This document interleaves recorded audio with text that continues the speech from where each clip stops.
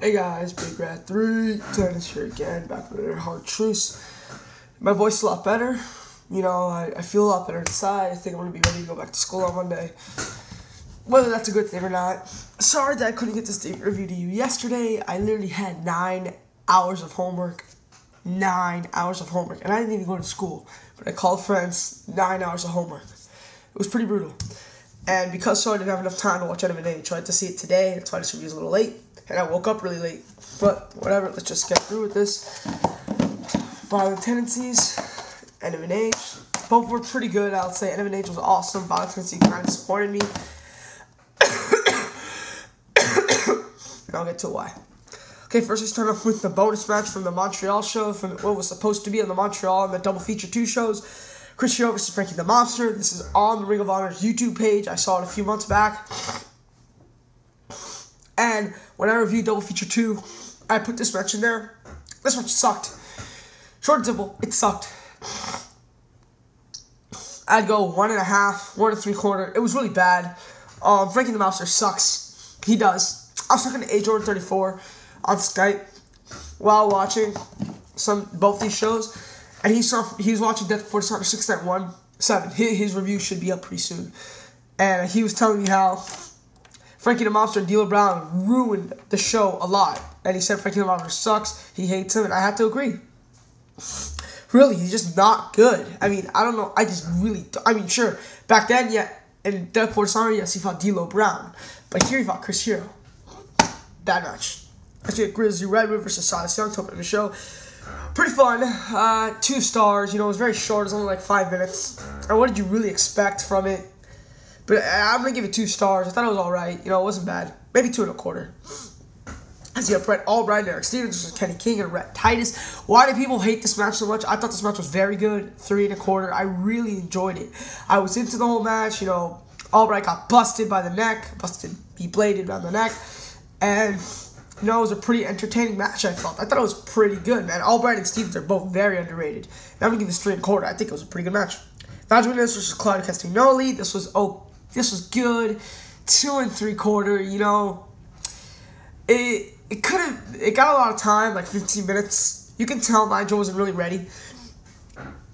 They made this like a big deal, like on the video wire. This was like one of the biggest matches. They hyped this match up on the video wire more than any other match. More than the cage match, more than the tag team match. Any other match. They hyped this match up more on the video wire. They should have waited a little while before they had this match. Clearly you can tell it was a big deal, and they placed other matches. They said other match had much more importance than this match.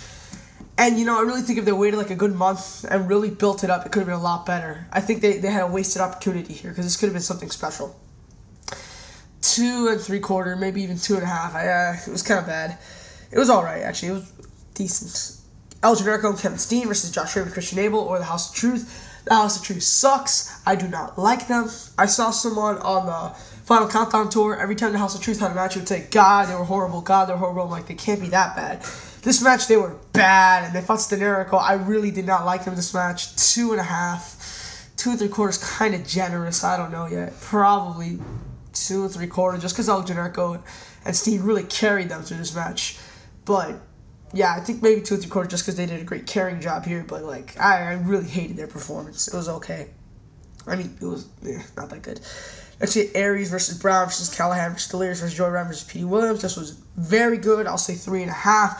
This is probably the best or second best 6-man name I've ever seen from Ring of Honor. Many say the best is from Good Times, Great Memories with the Chikara 6-man. Others say from Death Before Dishonor 6, which I definitely disagree because that was way too much of a spot fest.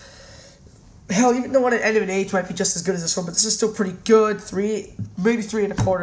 I don't really remember the match too well now that I think about it. I'm gonna go with 3.5, just to be nice, because I was very entertained by it.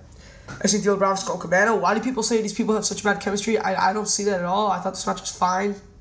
2 3/4, maybe 3.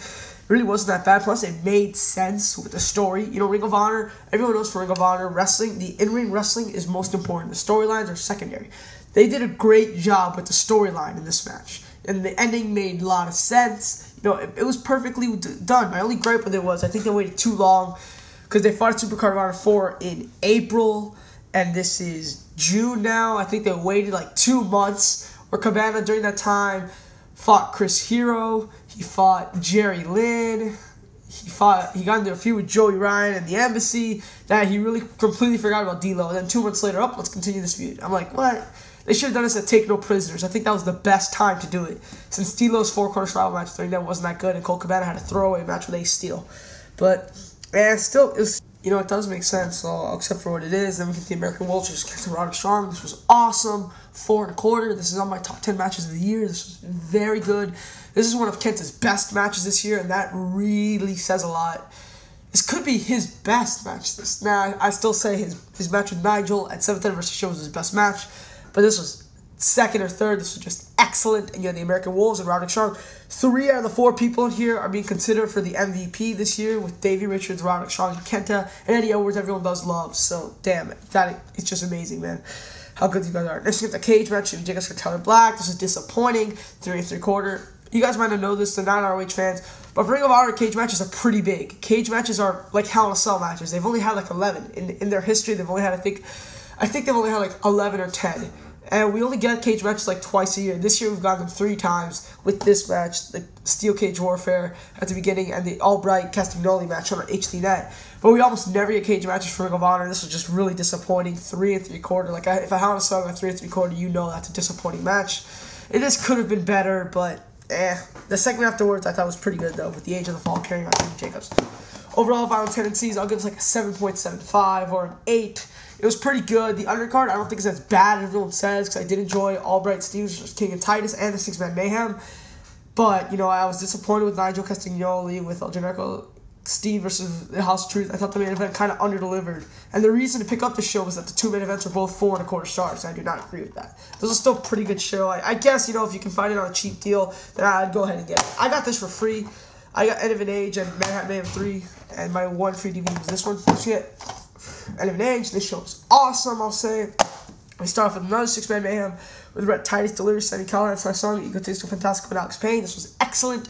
3 1/4, and I say that because it was very short, a lot shorter than the other one. When I first saw this, I was considering giving it 3 3/4, and the thought of 4 stars did cross my mind. That's how good I thought it was. But when I rewatched a few times, it's like, okay, it's not that good. But it is 3 1/4. I don't see anyone giving it lower than 3 1/4. 3 1/4 or 3.5 seems like the perfect rating. Just very fun. Then we see Erick Stevens versus Rasche Brown. This was very good for big man matches. Probably the best big man match I've seen this year. Could be wrong on that though. This was 3 stars for a big man match. That's excellent. This is just very, very good stuff. I really like this match for a big man match. Petey versus Kenny King. This kind of disappointed me. It's still 3 1/4. It's still a very good match.